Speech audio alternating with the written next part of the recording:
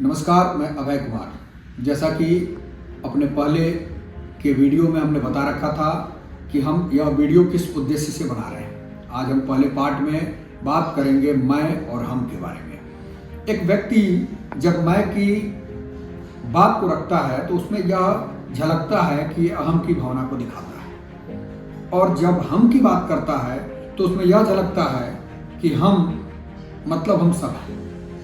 हम सब का मतलब हो गया कि हम जब जन्म लेते हैं तो एक परिवार के बीच हमारी परवरिश होती है और परिवार के लोग हमारे उस हम के व्यवस्था में, उसके परिधि में शामिल हो जाते हैं। आप भी देखते होंगे कि जब मैं और हम यानी मैंने ये काम किया, इसका मतलब क्या आ रहा है ये आप समझ सकते हैं। और हमने यह काम किया, हम मतलब एक टीम हो गए। या तो परमपिता परमेश्वर के साथ कनेक्ट होकर हम टीम को ले लें, या फिर हमारे साथ हमारे लोग, हमारे अगल बगल रहने वाले लोग, हमारी परिधि में रहने वाले लोगों को हम की संज्ञा दी जा सकती है। और मुझे लगता है सात्विक और उचित शब्द हम है, जिसका विच्छेद नहीं किया जा सकता है। अब बात आती है कि व्यक्ति जब मैं की परिभाषा में जाता है तो उसके अंदर अहंकार भरने लगता है और वो बेहतर काम नहीं कर पाता है। और उसी व्यक्ति के अंदर जब हम की परिभाषा आ जाती है कि हमने यह किया, हमने ऐसा किया, हमने इनके साथ ये किया, हम ऐसा करेंगे, तो एक सद्भाव झलकता है और मुझे लगता है टीम वर्क काम कर रहा है इसके पीछे। अब सवाल उठता है कि व्यक्ति यह पहचाने कैसे। जब हम एक परिवार में जन्म लेते हैं, लालन पालन होता है, हम पारिवारिक जिम्मेदारियों को समझते हैं, समाज को जानते हैं, समाज के बारे में चलने का प्रयास करते हैं, फिर समझ में आता है कि समाज क्या है। अब जब हम समाज में आते हैं तो मुझे लगता है जहां तक जो भगवान द्वारा जो नियति निर्धारित की गई है, उस नियति के हिसाब से अगर हम चलने का प्रयास करते हैं तो बेहतर चलते हैं। जैसा मेरी सोच से अगर माना जाए तो व्यक्ति के दो ब्रह्मांड होते हैं। एक उस परमपिता परमेश्वर ने बनाया है, जिसने पहले से ही निर्धारित कर रखा है कि आपके इस ब्रह्मांड में कौन रहेंगे और कैसे काम करेंगे। और एक ब्रह्मांड हमारा अपना है, जो हम खुद बनाते हैं। जब हमारे सोचने और समझने की शक्ति प्रबल होने लगती है तो हम एक ब्रह्मांड का निर्माण करते हैं और चाहते हैं कि हमारे इस ब्रह्मांड में कौन रहेगा।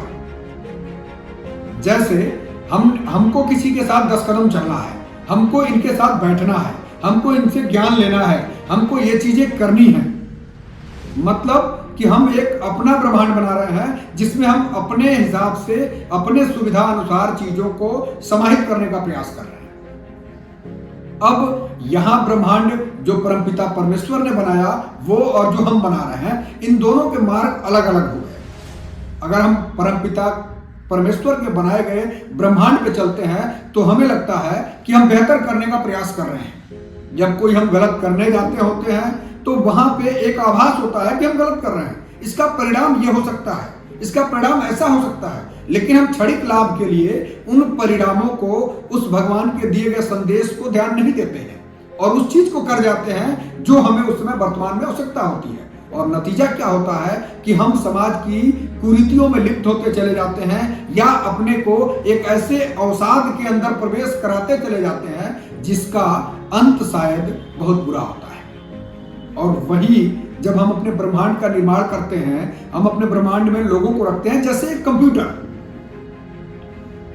हमने कोई एक गलत की प्रेस कर दिया तो सिस्टम करप्ट हो जाता है, डाटाबेस हमारे खत्म हो जाते हैं। वैसे ही हमारे जीवन का एक सिस्टम है। वैसे ही हमारे जीवन में कोई एक गलत व्यक्ति एंट्री कर जाता है तो हमारा जीवन विकृतियों से भर जाता है और हम उसे संभाल नहीं पाते।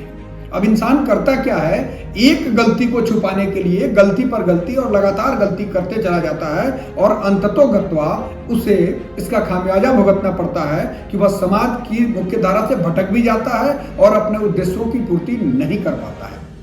अब सवाल उठता है कि व्यक्ति अपने आप को संयमित कैसे करे, यानी कि अपने ब्रह्मांड को और भगवान के द्वारा बनाए गए उस ब्रह्मांड को कैसे सामंजस्य बना के लेके चलने का प्रयास करे। क्योंकि एक व्यक्ति के लिए निश्चित तौर पर यह कहा जा सकता है कि व्यक्ति का ब्रह्मांड का होना भी आवश्यक है, क्योंकि हम किसके साथ चलना चाहते हैं, हमें क्या अच्छा लगता है, हम करना क्या चाहते हैं, ये सब उपज भी उस परम पिता परमेश्वर की दी गई हुई होती है।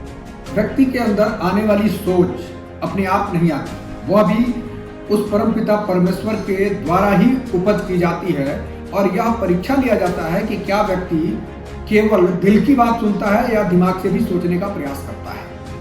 अब इंसान तभी सही रूप से किसी कार्य का डिसीजन ले पाता है, किसी कार्य के स्थिति पे पहुंच पाता है, जब वो दिल और दिमाग दोनों के हिसाब से चलता है। अब होता क्या है कि नकारात्मक चीजें जो होती हैं वो जल्दी आवेशित करती हैं और वह कराने का प्रयास करती हैं जो उस परमपिता परमेश्वर के द्वारा निर्धारित की गई नियति में नहीं है। अब एक आम इंसान को बेहतर करने के लिए इन दोनों के बीच का फर्क समझना होगा, और इन दोनों के बीच का फर्क समझने के लिए हम आपको अगले एपिसोड में ये बताएंगे कि एक व्यक्ति कैसे परमपिता परमेश्वर के द्वारा बनाए गए ब्रह्मांड और अपने द्वारा निर्मित किए गए ब्रह्मांड दोनों के बीच का अंतर समझ सके और अपने जीवन को सही मार्ग पे ले जा सके और अवसाद से बच सके। तब तक के लिए जय महाकाल, जय हिंद।